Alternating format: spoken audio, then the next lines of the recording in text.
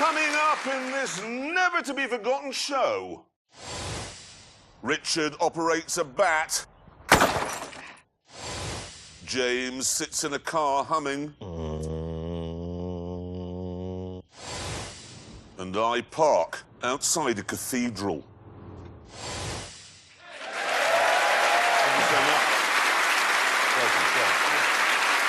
Now, this is a bit of a Ford-based show because we were staggered to hear the other day that they're thinking of pulling the plug on the Mondeo.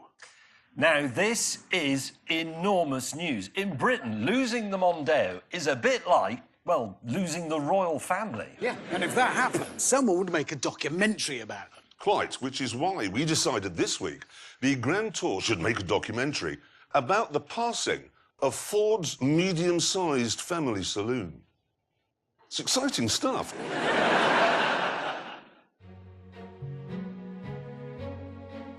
The Mondeo story actually begins way back when the world was black and white. With this, the Ford Cortina. This is Genesis, the first chapter in easily the most important book in British motoring history. It came along in 1962, and apart from the CND rear lights, it was nothing special. It wasn't revolutionary like the Mini, it was just an ordinary family saloon.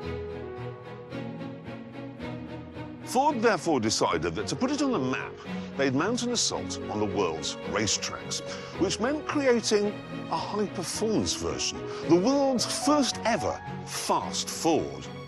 And this is what they came up with.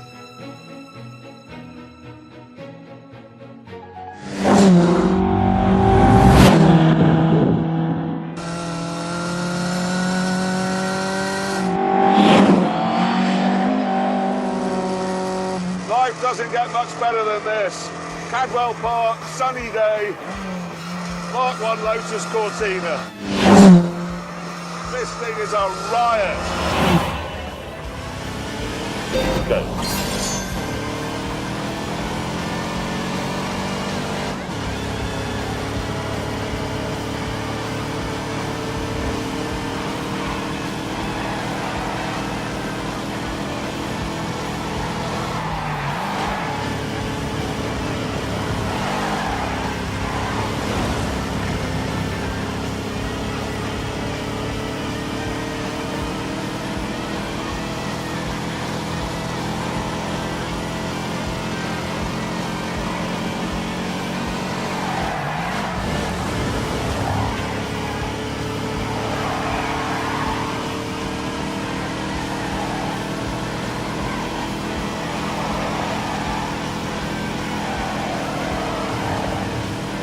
Very quickly.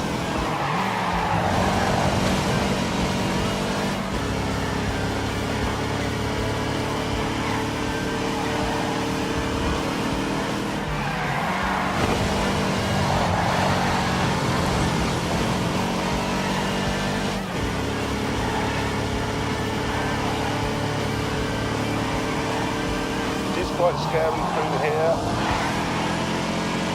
Drive carefully.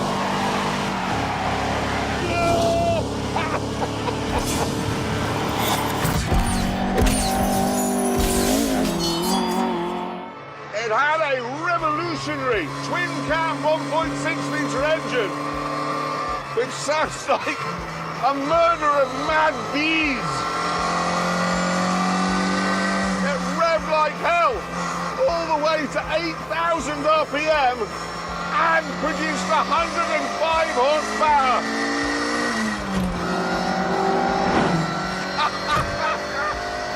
Oh, wow!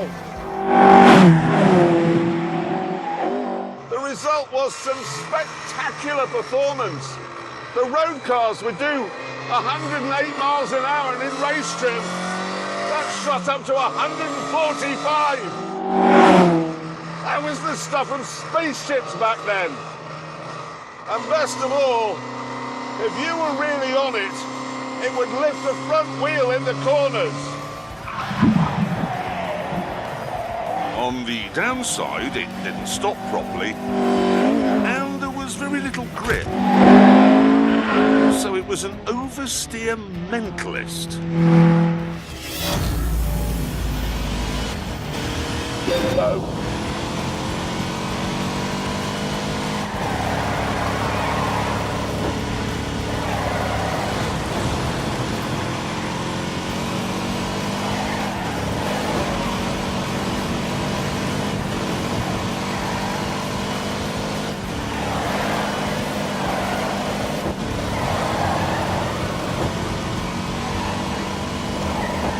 Right, onto the straight.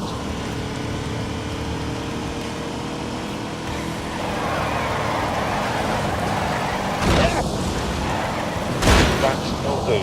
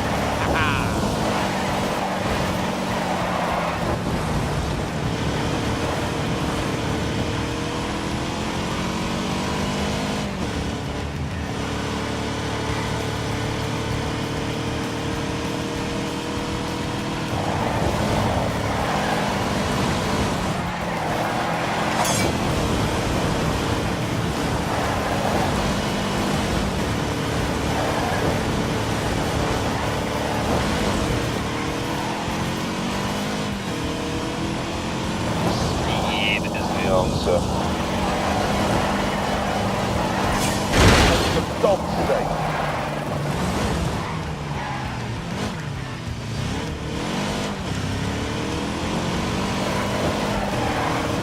I'm bored already, actually. It was also astonishingly brittle. Autocar magazine ran one for a year. 29,000 miles, and in that time, it needed 6 rear axles and 3 sets of rear suspension, and probably a whole load of new half shaft as well, because they were made from chocolate. But it didn't matter, because the Lotus Cortina wasn't designed to last a lifetime. It was designed to last about 40 minutes, because that is how long a race lasted. Back in the early 60s, saloon car racing in Britain was just about the most exciting motorsport the world had ever seen. Go.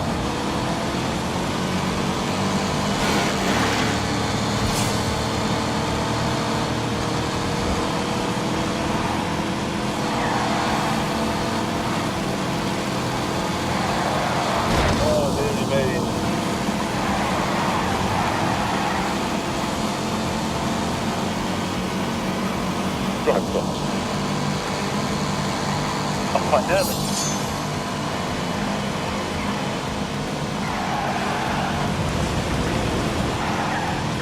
Oh dear, oh dear.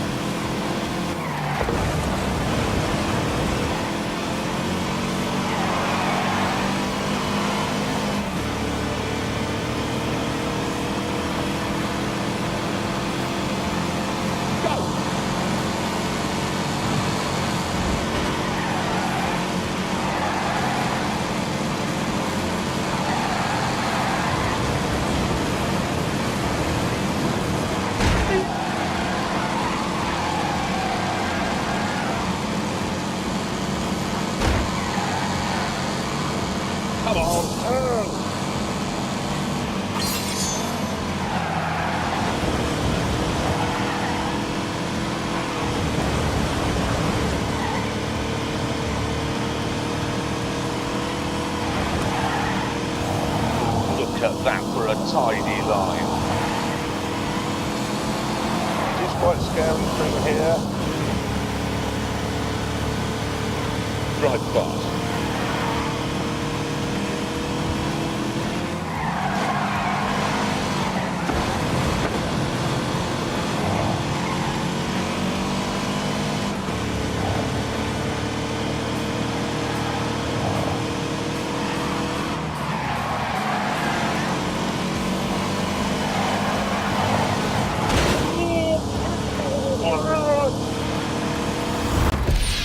Massive American Fords would roar down the straights, and then in the corners, the army of Minis would be right back at them. It was beautiful, snarly chaos. But when the dust settled, it was the Lotus Cortina that was doing the winning. It actually won the championship in 1964, and it didn't only shine on the tracks. In 1966, it won the RAC Rally of Britain. Go.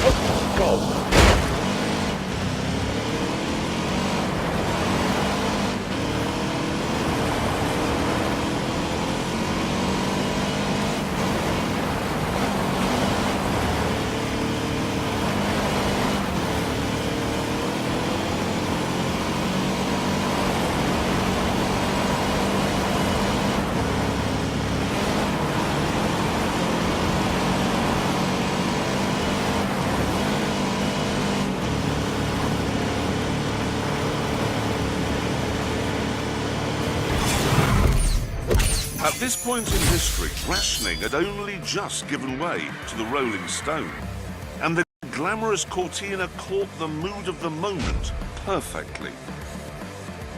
It was exciting, the first car ever that made the ordinary family man feel special, like he wasn't just a downtrodden cog. These were the best-selling cars Britain had ever seen by miles.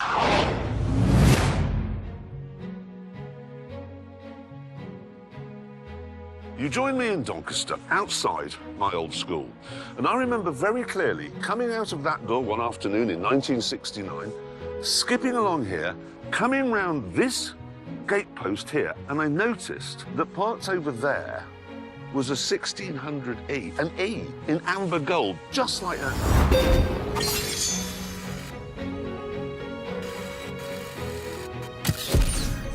And in it was my dad. And that was impossible. I can still remember now, vividly, how I felt. My knees actually buckled. I mean, the hairs on the back of my neck are rising now in exactly the same way as they did on that autumn day 50 years ago. I can also remember the enormity of the hug I gave my dad, because I was just so proud of him. I mean, he had an E. An E stood for executive. My dad had a 1600E. I mean, that meant he was better than the Duke of Edinburgh. A few years later, in South Wales, another young boy called James May went through the exact same thing. I was at my mate Andrew Jones's house, just up the road from ours, when his dad came in and said that my dad had just arrived home and he had a new car. So I went outside, and there, parked next to the curb, was a brand new Cortina GXL. And I thought, well, that can't be my dad's new car.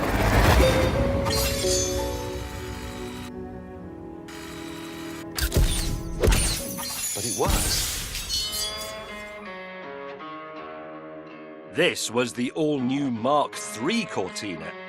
And because it was the GXL model, it had chrome strips on the grille and a vinyl roof and 4 auxiliary dials that were angled towards the driver. It also had something called a rev counter, and I'd never seen one of those before.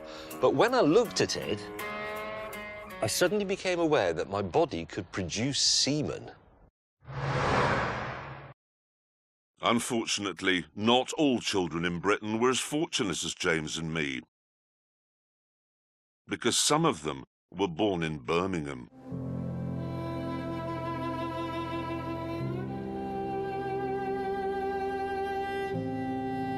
And you couldn't really have a Ford here because this was the home of British Leyland.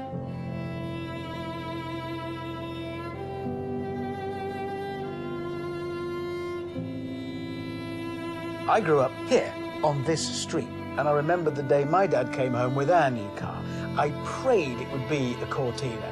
Literally prayed. But it wasn't.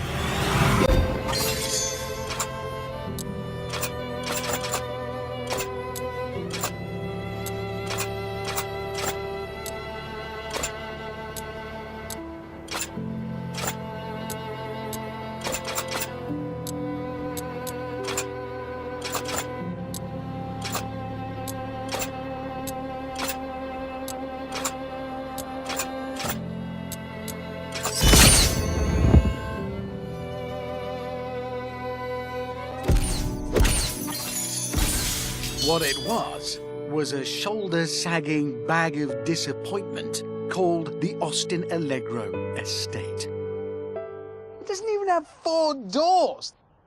What was my father thinking? Why did he do that to us? I fell to my childish knees, threw my head back, and I howled at the sky. Because my dad had the GXL, he got the brake servo and the alternator as standard. I'm sorry to keep banging on about this GXL thing, but my mate Lonnie, his dad only had an XL, so he was scum.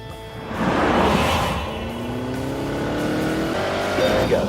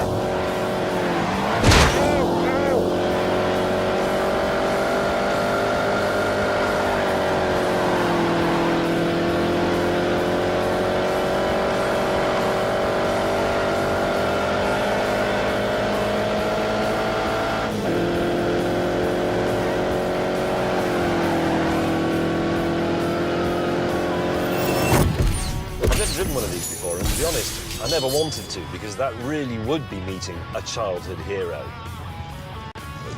I love it though. Thanks, even better now, can't you? What about this one? That's it. Outside of Birmingham then, everyone, young and old, was in love with Ford's four-door saloon. Because of this love affair, Ford sold a Cortina somewhere in Britain every 47 seconds. In 20 years, they sold 2.6 million of them. And let me put it this way, British Leyland took twice as long as that to sell half as many Minis.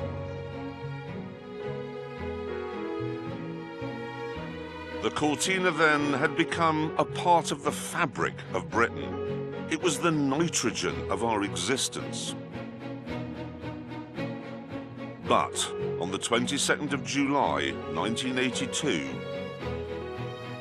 Ford pulled the plug. And that was the end of that. Sad story, of course. But it's a great story. It goes on. You feel better?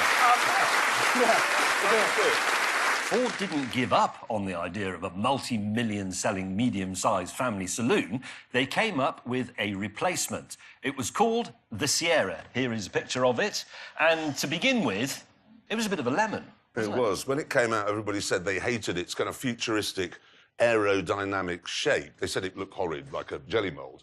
And then everybody worked out the aerodynamics didn't even work. Another problem was the motor trade hated it because that plastic front end, if you had a crash, it would boing back into shape, which was all brilliant, but you didn't know that everything behind it was actually smashed to pieces. Now, Ford decided there was only one way to get everybody to fall in love with its new mid-sized family saloon. It was something they'd done before. Make a fast version. What they came up with was this. The Sierra RS Cosworth. A car that could do 150 miles an hour.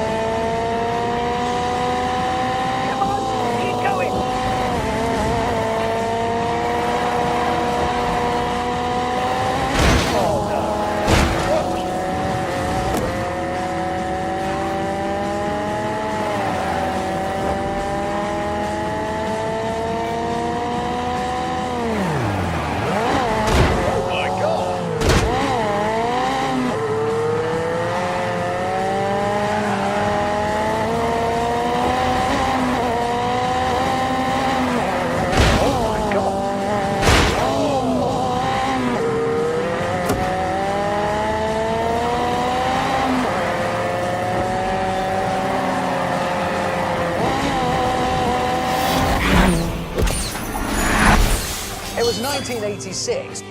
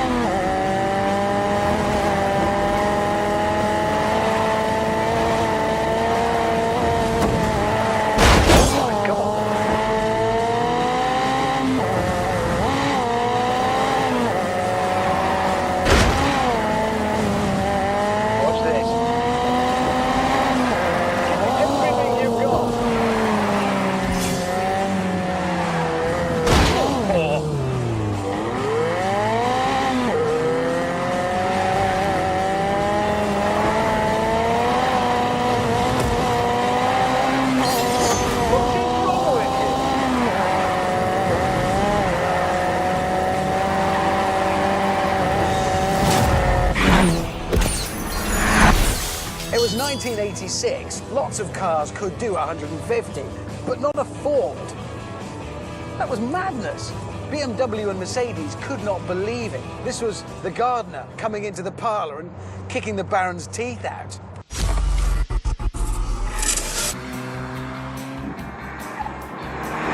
To keep the road-going rocket ship pointing mostly in the right direction, it got beefed-up suspension, a limited-slip diff, and its most famous feature, that massive back wing. And that wing says everything about the Cosworth. Compared with grown-up things from Mercedes and BMW, it says, ah, sod off. I don't care what you think about me.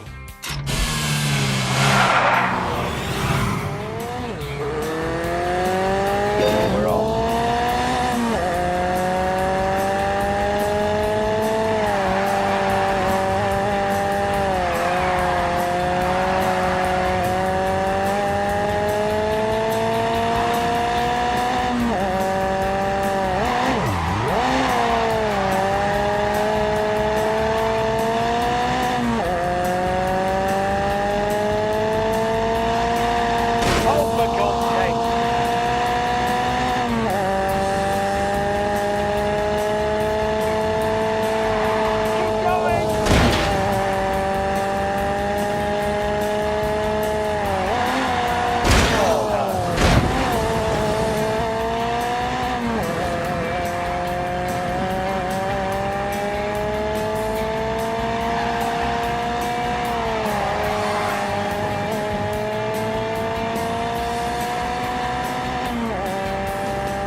Come on.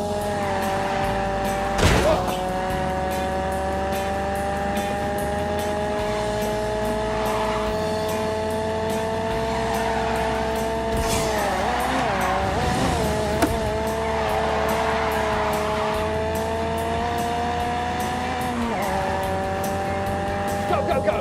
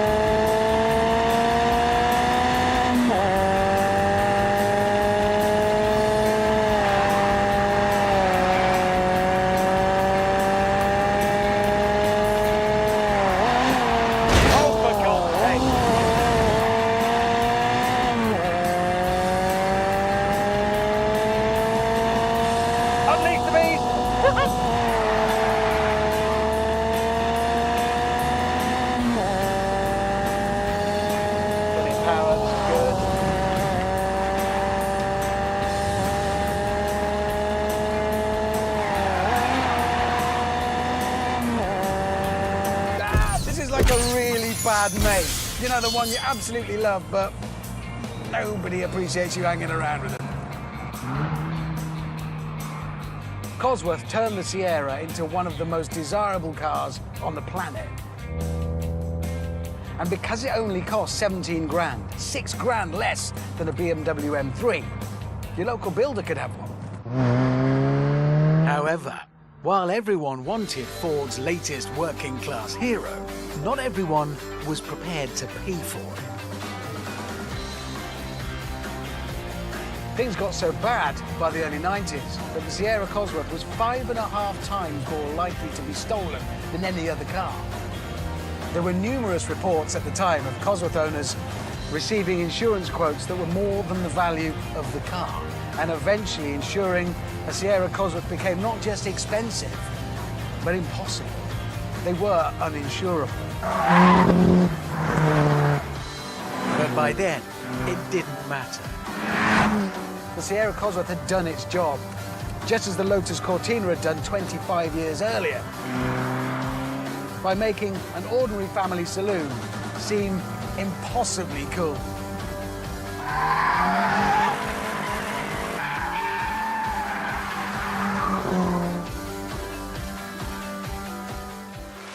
Honestly, I'm just freaking drooling.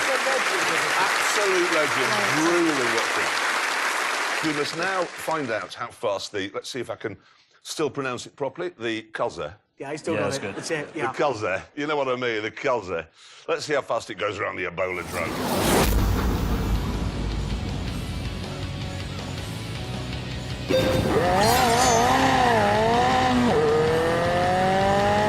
And away it goes. Back off the line, but then a stubborn wheel spin as the turbo roars into life.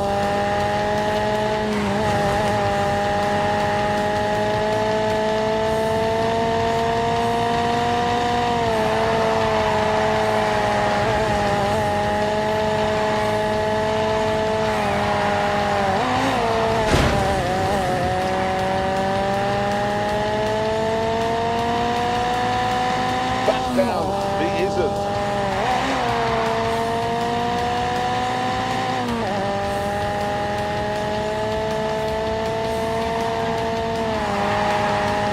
Okay, hard braking, old ladies now. Back on the power for the blast to substation.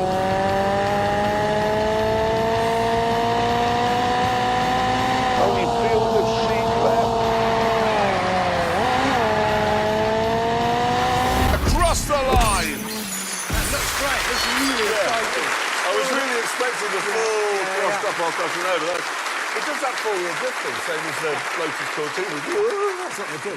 Anyway, let's see now how quickly Abby got it round the Ebola drome, shall we? Let's find out the time. Oh, quicker than I thought. What? Well, it's faster than a Lamborghini. I told you that thing was slow. It's actually slower than a Ford Sierra. But the interesting thing for me there is it's quicker than a Ford Fiesta ST 200, and they both have the same power, don't they? About 200 horsepower. It did, yeah. I think what that goes to show is, despite all the improvements in suspension and tyres, you can't beat fitting something with a sodding great turbo. A massive turbo does the job. Anyway, can I get back to our documentary? Yes, Yes, do. because in 1993, Ford stopped making the Sierra and decided instead to export the idea that had revolutionised Britain to the whole world. What they came up with was something they called a world car. Something not just for everyone here, but for everyone everywhere. They called it the Mondeo, and it achieves something that no car in history has ever managed. Over the years, Richard, James and I have driven almost every car ever made. We've waxed lyrical about many of them, drooling over their styling or their handling.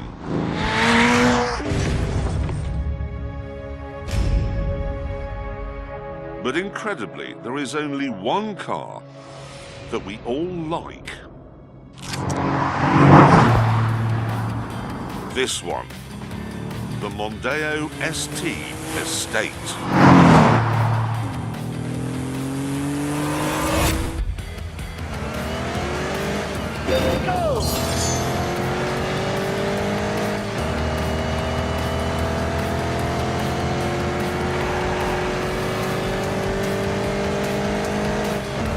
You know what I liked? It's the fast version, but it was still comfortable. These seats were great. It still rides proper. It doesn't make terrible ragged. It's just civilised. Oh my God! Ow! I like speed. Oh, that's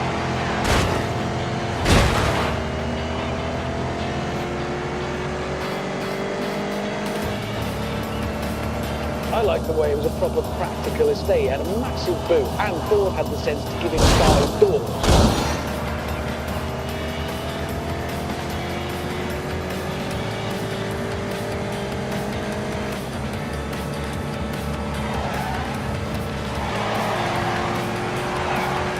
This is just brilliant.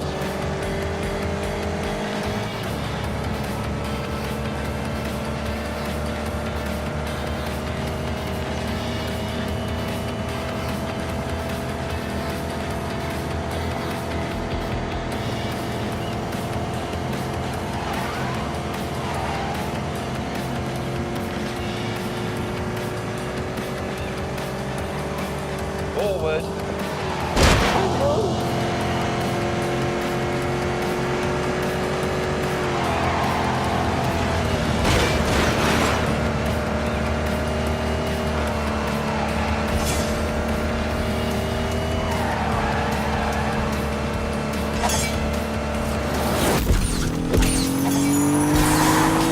V6 engine, 200 horsepower.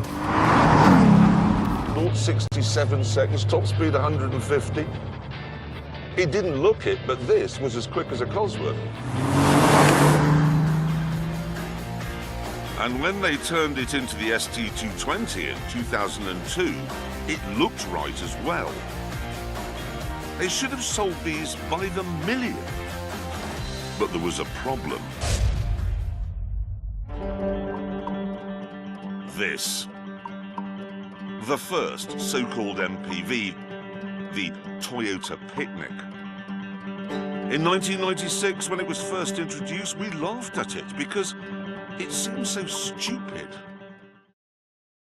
I mean, why name a car after something you might do in it? Picnic. No, they didn't have a Toyota dentist, did they? The Honda pop to the shops. It's just an ordinary act. It's not even exciting. The Volkswagen dogging.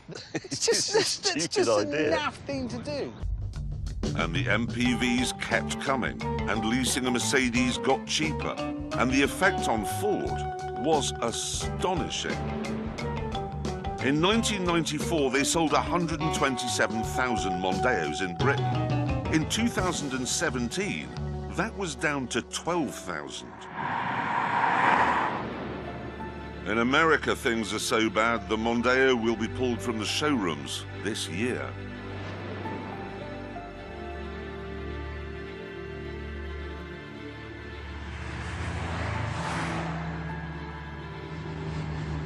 And it's predicted that soon after that, it'll go from the rest of the world as well.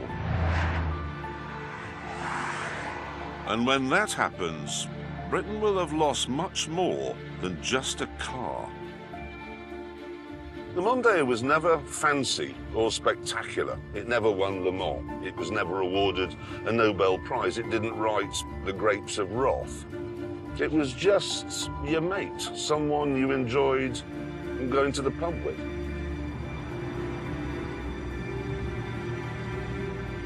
And here's the thing. When someone fancy or spectacular, like, say, Mick Jagger dies, it'll be sad. But when your mate dies, that is heartbreaking.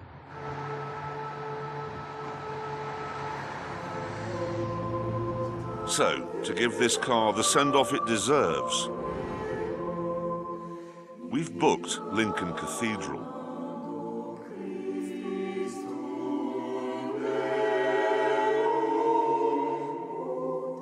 And invited some like-minded souls to mark the moment of its passing.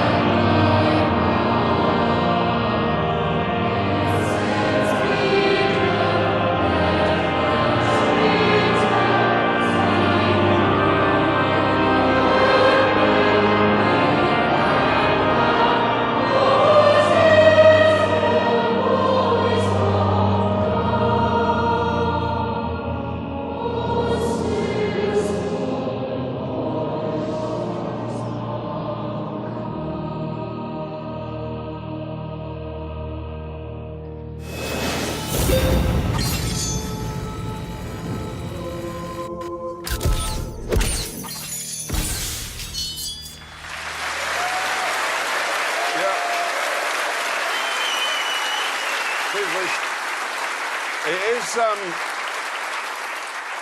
it's very sad, and it's not the only British motoring institution that's coming to an end. We are. This is not just the last in the series. I mean, sorry, it's the show as you know it is actually ending with, you know, the track, audience, us three, and really badly fitting jackets every week. Well, this is the last one. It is. It is. And it's sad, but we have been doing it together for 17 years. Going back in my head, there's the cow on the Camaro, Yeah. the indestructible Toyota, Yeah. Oliver. Yeah. Beach buggies across the dunes. Yeah, I mean, that was... driving down that ski. I was in there, driving down the ski slope in Colorado. That was one of the best things I've ever done. It's all been epic. Don't stop. What? Don't stop. Carry on. Well,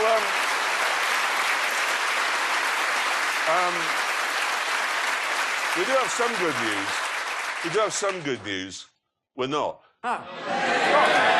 We're not stopping. We can't. We'd have to get jobs. No, we're not actually stopping. No, I mean, the truth is, Amazon loves us. We love Amazon, so we'll carry on a bit. Yeah, we'll stick around. The thing is, as I said, the show as you know it is ending, and that's very upsetting for us. You know, the audience and the, you know, and this sort of thing and the track.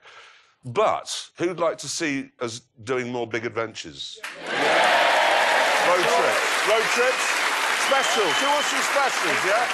Thing is, there is. Thank you. There's still so much of the world we haven't been to. So many people I haven't insulted. So, there are so many cars he hasn't crashed. Yeah, exactly. So although this is gone, the Grand Tour goes on. It goes on. It goes on. We are going to need walking sticks and nappers. No, we are. We are. So while it's not goodbye from us, it is goodbye from this. Anyone want to buy a tent? See you. Take care. soon. Thank Take you. care.